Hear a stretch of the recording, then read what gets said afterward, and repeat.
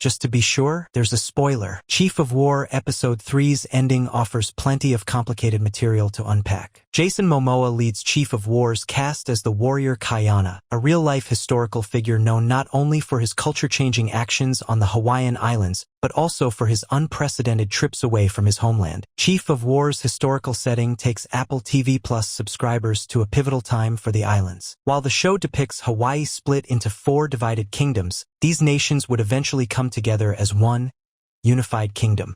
The series also depicts the beginning of Western influence, which would eventually lead to Hawaii becoming a U.S. state in the 20th century. The series takes place during the late 18th century, though Chief of War has had a time skip since Episode 2. Kayana's time aboard the British vessel has allowed him to learn passable English, while Englishman John Young has taught the language to those on the island of Hawaii. Kayana's plan to acquire guns and why he needs them. Aside from simply learning the English language, Kayana's time on the seas has taught him about gunpowder and weaponry beyond what the Hawaiian Islands have seen before.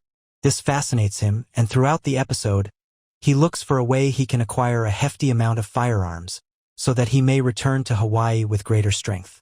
The episode opens with Kayana learning to fire rifles, with quick cuts to King Kahekili. Kahekili is Temuera Morrison's character, who tricked Kayana into helping him conquer the island of Oahu in Episode 1. This sets up an evident motivation for Kayana, who hopes to return to the Hawaiian Islands and right this wrong, defeating Kahekili. While on land, Kayana meets a woman named Vi, and the two recognize each other as Hawaiians. Vi is interested in opening trade between the English and Hawaii, knowing that the Western ships are going to sail that way regardless.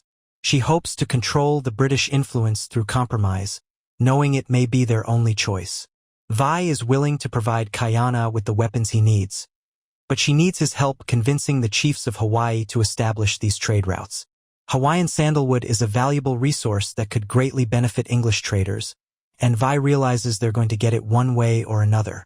Kahumanu and Kamehameha's marriage and prophecy ties explained. Episode 3 introduces Kamehameha in the most badass way possible, demonstrating his fortitude in an underwater contest.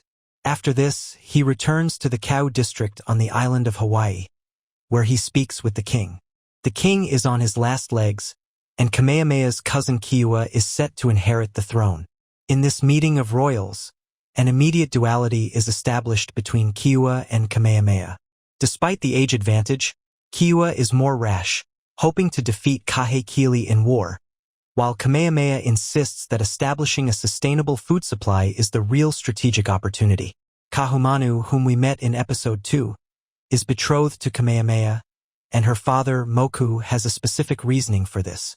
Kamehameha is evidently a great man, and Moku sees a future in him, even if he isn't first in line to become king. Moku wants Kahumanu to help Kamehameha realize his potential. This troubles Kahumanu, as in her meeting with the seer Tala, she was given disappointing news. She will never be able to have Kamehameha's children.